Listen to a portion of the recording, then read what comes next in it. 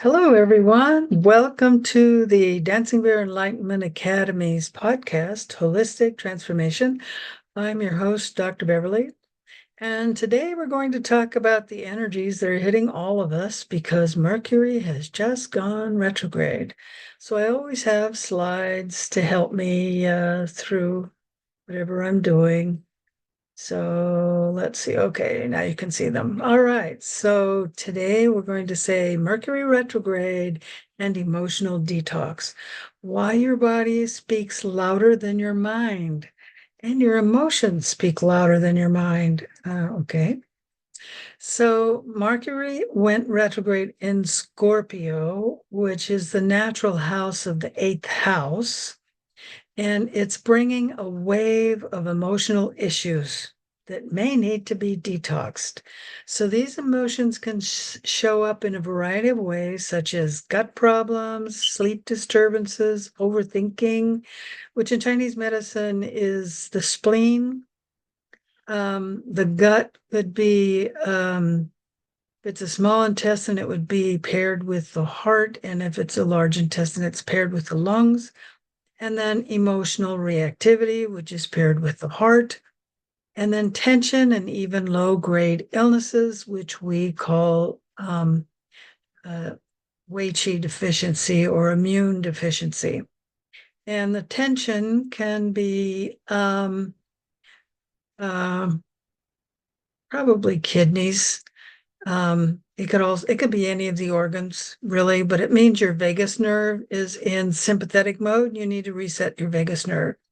So, what does this mean for your healing journey? Because we're really talking about an emotional detox, and that's what we're going to unpack today. Okay, so we'll talk about the retrograde in Scorpio. What does that mean? We'll talk about emotional detox as a physical reset. So, even though it's emotional, we're going to reset the physical body. We'll talk about tools for realignment, some things that you can do at home, and then we'll wrap it all up. So, what does it mean? So, November 9th, and I think this is on the 10th, so that was on Sunday, through December the 2nd. So, it's what's that, about 3 weeks almost? It opens the watery depths of Scorpio. It's a sign of shadow work. It's a dark, of all the signs, it's probably the darkest and most difficult.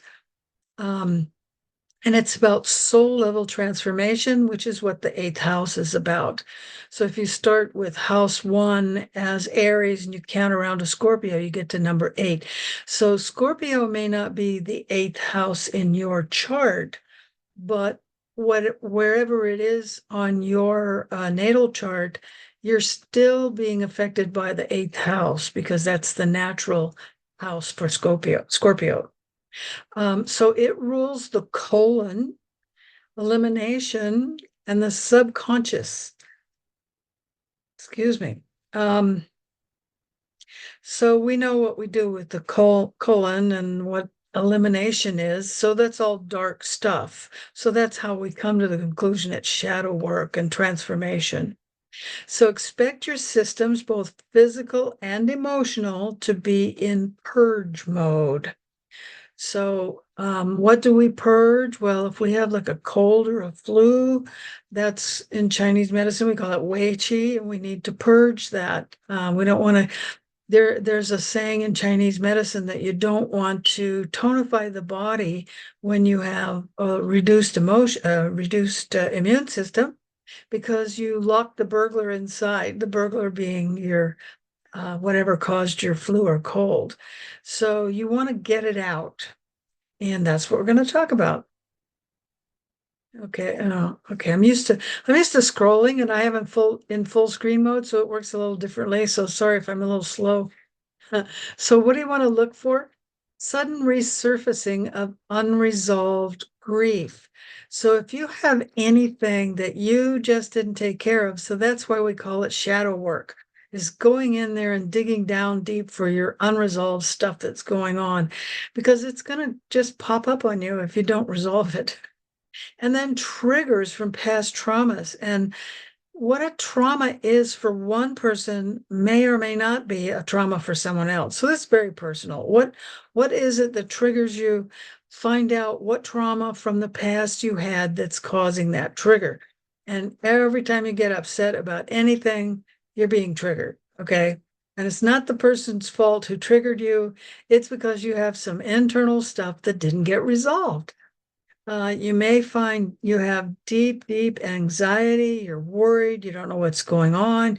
You have compulsive thoughts. You're just thinking the same thing over and over and over. You may have some digestive issues such as bloating or constipation. So your body is telling you in the language of emotional detox.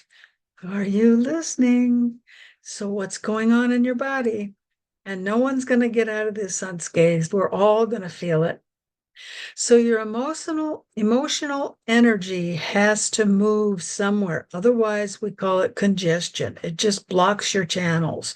So when it doesn't move through expression, it lands in your nervous system. We talked about that last week. It can become a gut-brain axis issue. So that's like your vagus nerve, which tells your gut to go out of sympathetic, fight or flight, and into parasympathetic, which is relax, calm. Or it can affect your muscle memory. So you may say, why can't I do this? I've done this a million times and now I don't respond. So that's your muscle memory. And then you have your mental memory as well, your mental muscle memory. When you've done something over and over, but you have to look up the instructions an extra time. I call that brain muscle memory. So some of the things that can flare up might be irritable bowel syndrome. You can find yourself crying for no reason. You just go, why am I crying? You may have these vivid dreams that maybe don't make any sense, or maybe they're not very pleasant, or you're dreaming about letting things go or dumping. I had one where I was dumping the trash. And I thought, why am I dumping the trash in this dream? That was some kind of emotional detox. You may have psoriasis or rashes or some kind of skin breakout, and you may end up with lower back or pelvic tensions. It could end up as back pain, which may be actually a back pain, but whenever I have a patient come in and say, oh, I've got this terrible low back pain, first thing I ask is, are you constipated? Okay, that's one of the main causes of low back pain, and it can irritate the low back. And then the second thing I ask is, have you been to a chiropractor? Because you may need an adjustment. So tune into that low back tension. What is that? Did you strain it? Did you hurt it? Is it something left over? Is it emotional, or are you out of alignment? I can tell when I'm out of alignment because one leg gets longer than the other and I'm walking crooked. I go, okay, need to go to the chiropractor. So Scorpio is also about power and control. What are you still holding onto that's holding you back? So you can journal that, think about that. What is it that's holding you back? That's a great meditation if you feel like you're not moving forward. Okay, so here's some tools. We've got several tools on the next few pages that you can use to support your system right now. So one is a digestive detox. So you can use bitter herbs like dandelion or burdock. You can put lemon in warm water, which is the best way. That's the first thing you should drink in the morning, not coffee. That's really bad for you. So have some warm water with lemon. If you don't have lemon, just have some warm water. Or you can have some teas like fennel or dandelion. I drink dandelion tea all the time. It's great for detoxing the liver, and then in turn, it will detox your gut. The liver is what cleans everything. So when it's clean, everything else gets clean. You can do gentle movements such as yin style yoga, qigong, maybe some slow tai chi.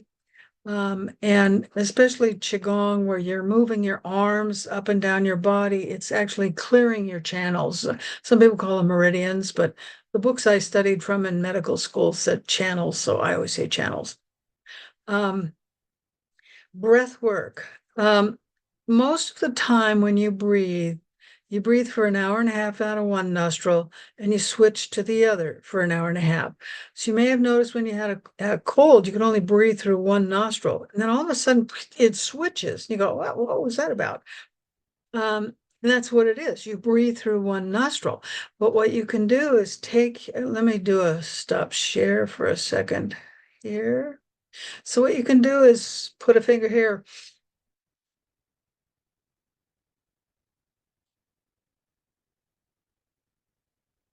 So you're switching it back and forth. And, your left brain is logical and your right brain is creative and more emotional. And what you're doing is you're balancing that left and right brain. So that's a very powerful way to balance out your mind and your emotions. Any kind of regimented breathing will balance your emotions, but by using the nostril switching, you're balancing both the mental and the emotional. Okay. So journaling, what am I still clinging to emotionally that needs to be released? And the best way to know that is first do a meditation, ask the question, whatever comes up, start journaling. If nothing came up, just write this. What am I clinging to emotionally that needs to be released? Still nothing, right? I need to release these emotions. What do I need to release? And just keep going. Whatever you write, it's not wrong. Whatever you write, and just keep going, even if it's not a sentence, even if it's just words, colors, feelings, 1, 2, 3, 4 words. And then you look at the words and you just go from there. And you don't need to worry about spelling, sentence structure. Some people don't want to journal because they, oh, I can't spell. Oh, I don't write very well, or you have a million excuses why you can't journal. Let those go. They don't matter. Nobody's going to read it. So just write. I always tell people one way to get started is to draw a picture. So if you had a meditation and something came to mind, draw it first, or at least write down what colors came up. Sometimes when I meditate, all I get are colors. So write the color down. What does that color mean to you? I know whenever I get this bright blue color, I'm about to get something. Something's coming in for me. Like I've won raffles and things like that. I'll get this blue light in my third eye, and I know, something is coming in for me. What happens for you? And if you start journaling these things, you'll start remembering, and then you go, oh wow, that was cool. So does it come in from your crown chakra, your third eye? Did you hear something? Sometimes when I'm dreaming, I literally hear sound. It's really kind of weird.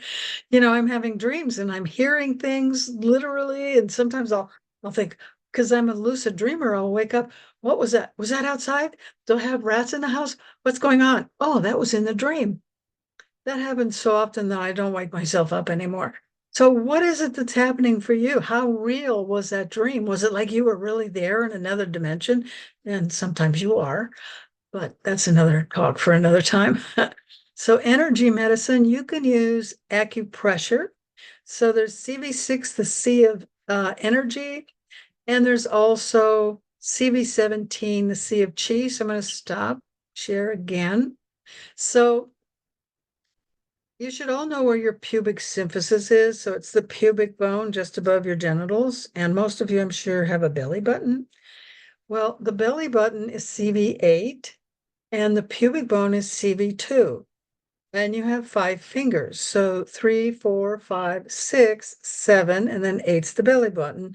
2 was the pubic symphysis. So if you take your 5 fingers, and it'll be different, depends on how big you are, and put them evenly between the belly button and the pubic symphysis on your body.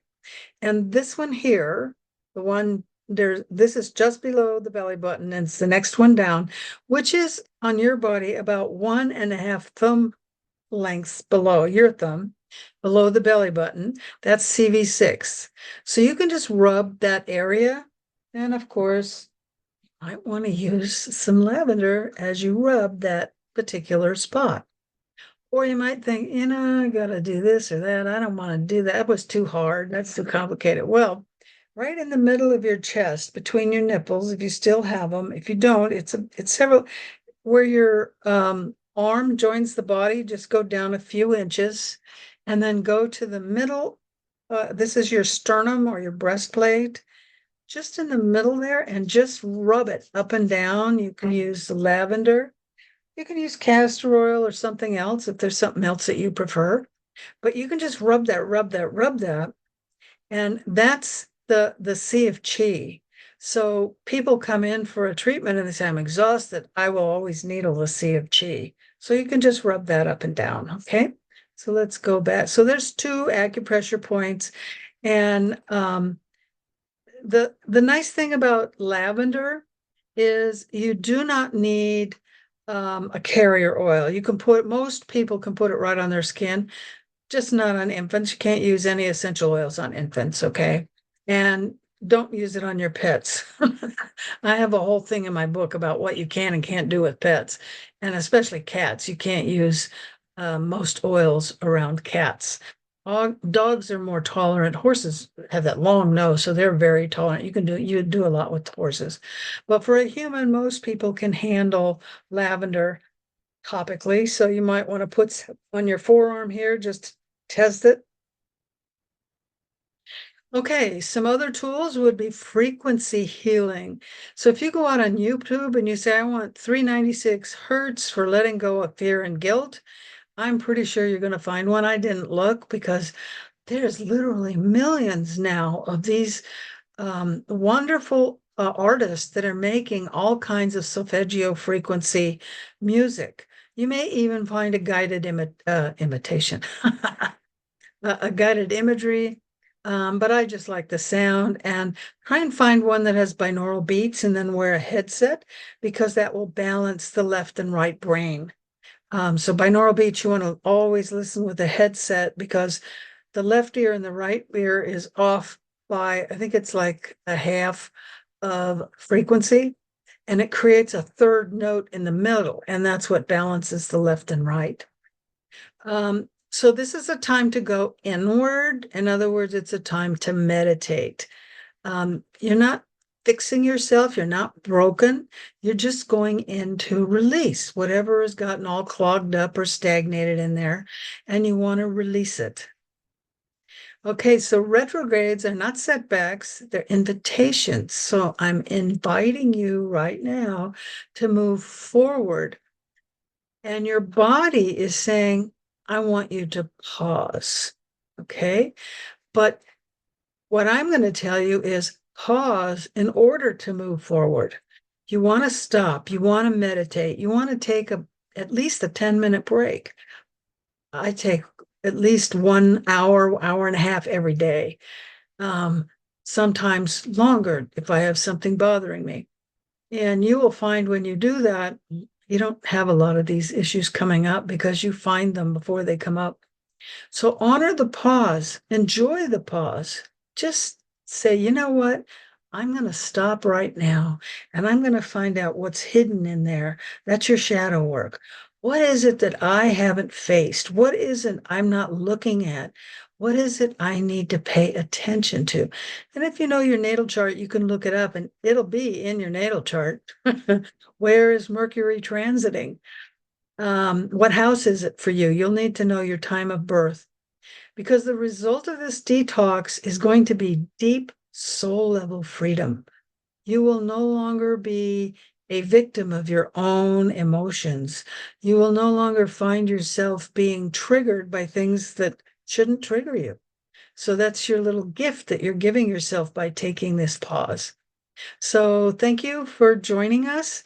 If you could share, like, subscribe, and comment, I read all the comments. And when you like and subscribe and share, it helps the algorithms on YouTube so more people can find us.